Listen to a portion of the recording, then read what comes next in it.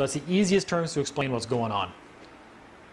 And what was the reason we started bringing this up again? Oh yeah, that's because that's why you want to contact.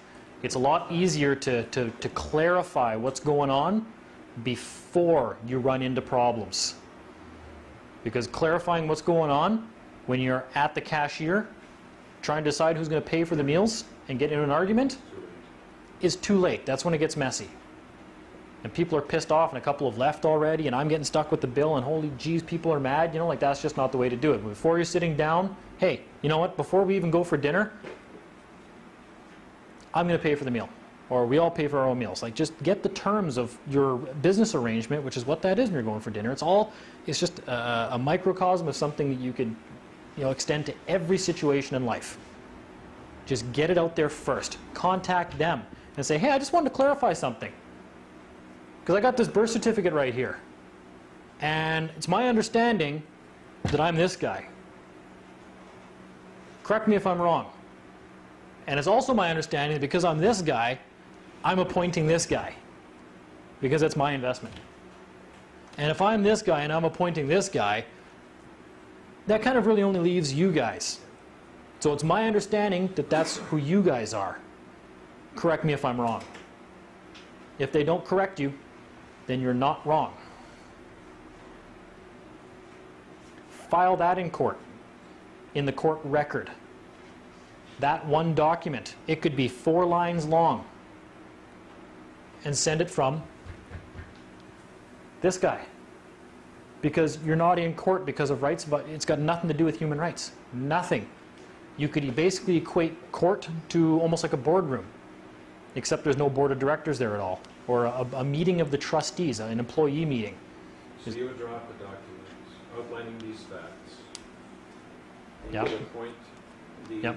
human Well, they're not. Dean Clifford as director, and you would do it on behalf of Dean Clifford, all caps, legal person. Because it's a corporation. And you would sign it as authorized representative by, No, I would sign as director. as director. That's the seat of power. Okay. And the only person that can remove you from the seat of power is this guy. And who's this guy? You're the major shareholder, so No one can remove you from your seat. Not even a judge. Sucks to be them at that point. Because now they're regulated to this. That's all they got left. And that is who they are. They're public employees. That I can get into much more detail about how the whole thing works, but this just keeps it so simple you can't not understand it. Yes. And that's what's going on.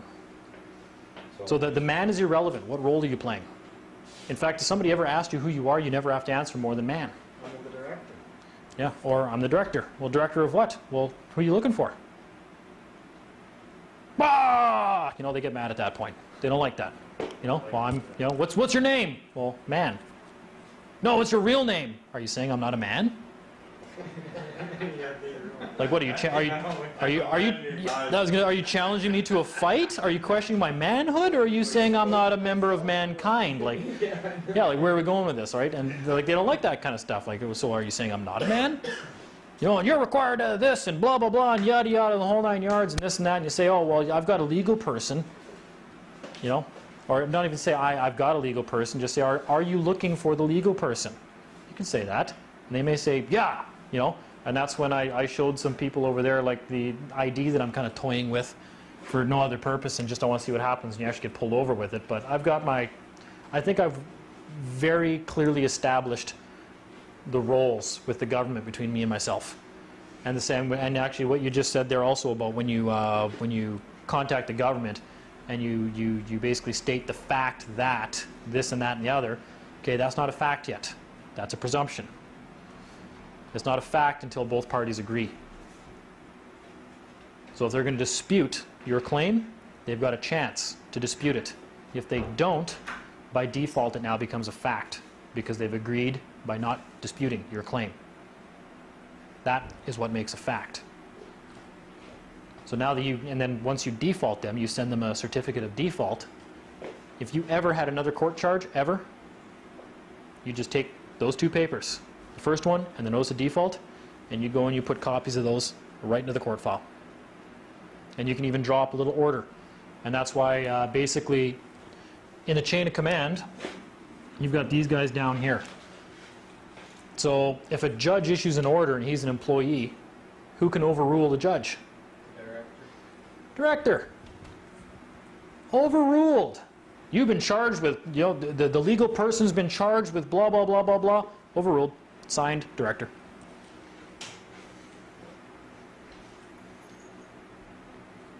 Who's going to dispute that now? Who's got more authority? Because we all know there's no real injured party in a statutory offense. It's just codes that these guys are supposed to follow. And if they don't get this guy to show up, I don't know how many stories I've heard of people that walk into court and just say, I'm just the beneficiary. And they sit in the back and the court's like, oh, all right, just sit back there and be the beneficiary then. You have no voice, just sit back there. And then they may all try to offer you something after they find the person guilty. You know, there's a guy in Saskatchewan I know that used to do that. He'd just sit in the back of the courtroom, and when they'd say, well, so and so, I had to find, they'll say you guilty or whatever, and it doesn't matter. He'd be like, yeah. He goes, okay, whatever, I don't care. I'm just a beneficiary.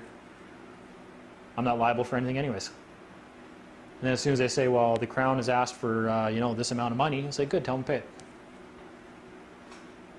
Ah! You know, that's when the shit starts. So,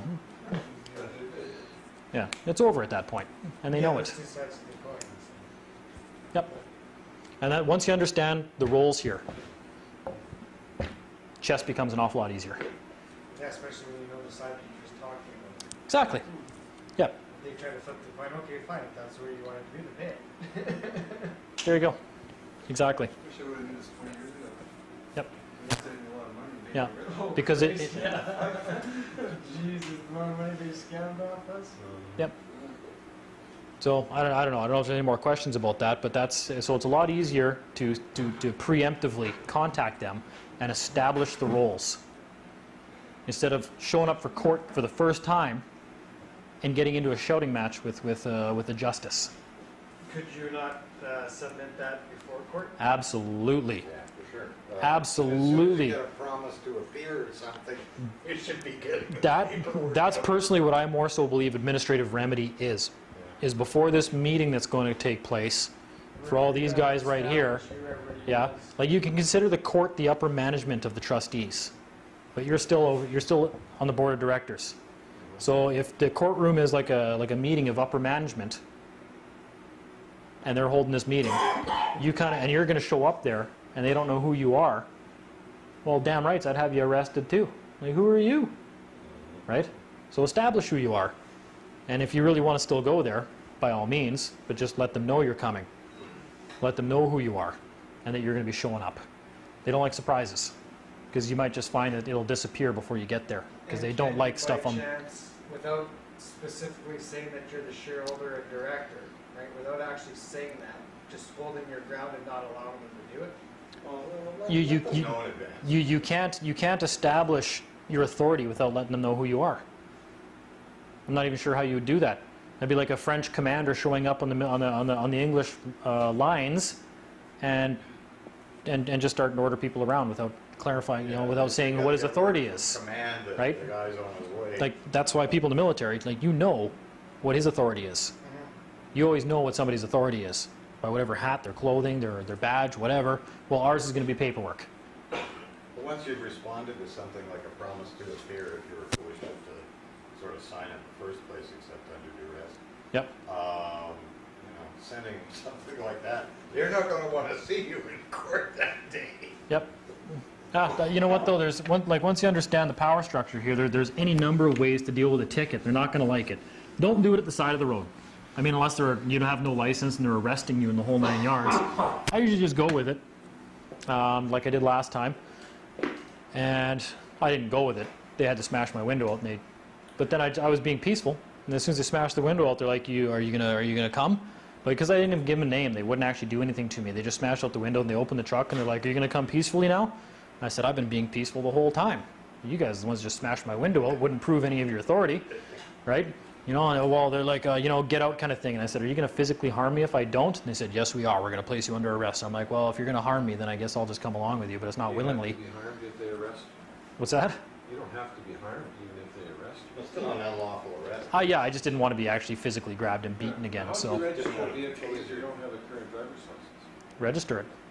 Who registered? Was your vehicle registered? At the time, yeah, because I was registered it to my numbered company, I believe, my corporation. So my construction company was still registered under that. Okay, but they still, to date, I believe, when you register a vehicle, any vehicle, they want to see you provide a current driver's license. No.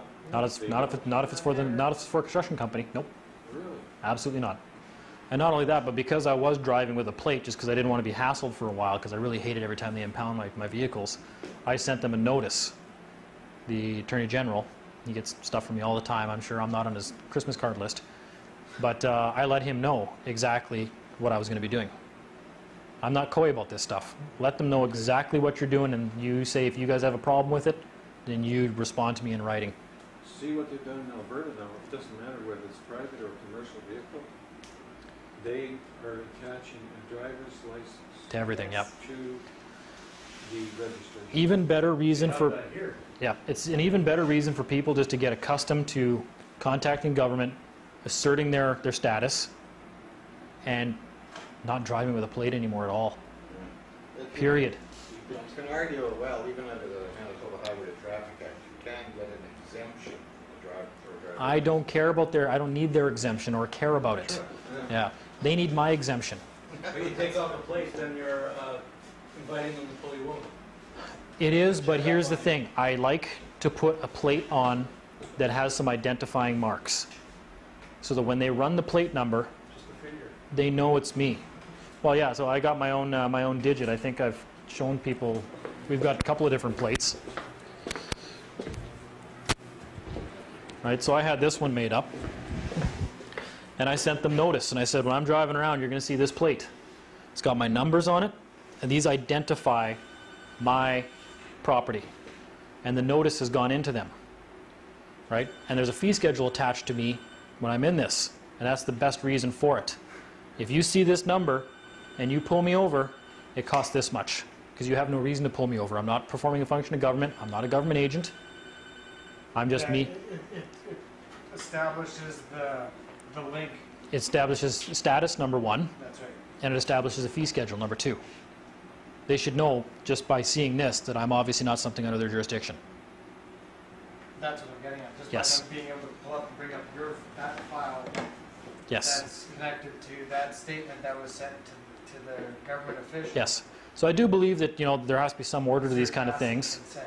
Yeah, and that is my identifying marks, right? So if I get in an accident, I hit somebody, someone writes my plate number down and says, this car just fled the scene of an accident, Yep, they right? know who to get hold of. Well, I've let you guys know what my numbers are. You know where I am. You know where my place of business is. You can get in contact. I'm not trying, in fact, I'm trying to be helpful. That's right. Yeah. I'm trying to really be, this is where to get a hold of me. This is my place of business. Here's my mailing address. It's all linked to the legal person. Okay, how's your liability handled? What's that? It doesn't need to be. He You don't owns have full any liability through